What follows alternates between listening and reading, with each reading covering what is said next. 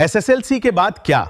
यह सिर्फ एक सवाल नहीं, यह एक मां की फिक्र है, एक बाप की मजबूरी है। और आज जो मैं कह रहा हूं, मैंने देखा है, मैंने देखा है, कुछ बच्चे रात को चुपके रोते हैं। इसलिए नहीं कि वो कमजोर हैं, बल्कि इसलिए कि उनके सपने उनकी जेब से बड़े होते हैं। मैंने देखा है, मां बच्चे को देखकर मुस्कुराती है, लेकिन रात को अल्लाह से चुपके दुआ करती है, या अल्लाह मेरे बच्चे के सपना अधूरे न रहने देना। और मैंने यह भी देखा है कि बाप अपनी तकलीफ छुपाकर कहता है, बेटा तुम फिक्र मत करो, लेकिन अंदर से वो टूट रहा होता है।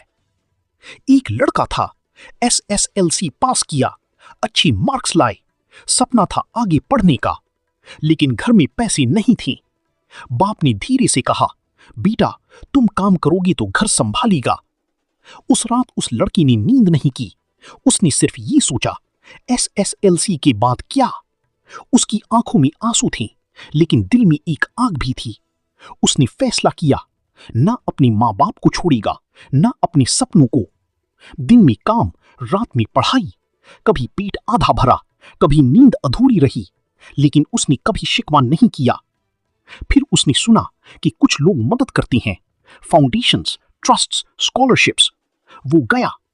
पहली बार किसी ने ध्यान नहीं दिया, दूसरी बार उसे इंतजार मिला, तीसरी बार फिर भी उम्मीद टूटने लगी, लेकिन उसने हार नहीं मानी। मैंने देखा है, जो लोग आंसुओं के साथ भी कोशिश करते हैं, अल्लाह उनके लिए रास्ते जरूर खोलता है। और एक दिन उसे मदद मिल गई, उसकी पढ़ाई बच गई, उसका सपना जिंदा हो गया। आज वही लड़का अपने माँ बाप की दुआओं का। आज के जमाने में बेटी की तालीम उतनी ही जरूरी है जितनी बेटे की। मैंने देखा है कि कुछ लोग जल्दी में बेटी की पढ़ाई रोककर कहते हैं शादी करा देते हैं, लेकिन सच क्या है? आज तालीम जरूरी है, शादी का फैसला बाद में भी हो सकता है। एक पढ़ी लिखी बेटी अपने माँ बाप का फख्र बनती है, अपने घर को रोशन करती है और अपनी जिंदगी खुद समझकर बेहतर फैसला लेती है। एक लड़का और एक बेटी, दोनों की कहानी एक जैसी है।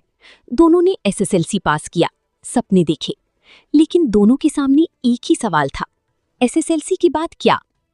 घर में पैसे की तंगी थी, मजबूरी थी, लेकिन सपने भी थे। दोनों ने फैसला किया, न सपने छोड़ेंगे न अपने माँ बाप का साथ। दिन में काम, रात में पढ़ाई, कभी मुश्किल कभी आंसू, लेकिन हौसला कभी कम नहीं हुआ।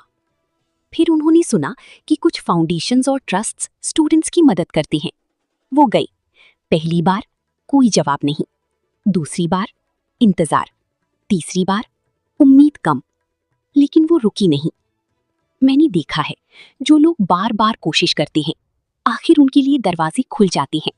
दिल को छू जाने वाली बात, बेटी हो या बेटा, सपने सबके बराबर होते हैं। गरीबी सपने नहीं तोड़ती, सिर्फ उन्हें मजबूत बनाती है। टारगेट पेरेंट्स के लिए, बेटी हो या बेटा, दोनों को तालीम दें। जल्दी शादी से पहले उनका फ्यूचर बनाएं, क्योंकि पढ़ी लिखी बेटी सिर्फ एक घर नहीं, 2 घर संवारती है। टारगेट स्टूडेंट्स के लिए, अगर हालात मुश्किल हैं तो टूटना मत, झुको लेकिन रुकना मत। मैंने देखा है, जहां मेहनत, दुआ और हिम्मत साथ हो, वहां अल्लाह कभी रास्ता बंद नहीं करता।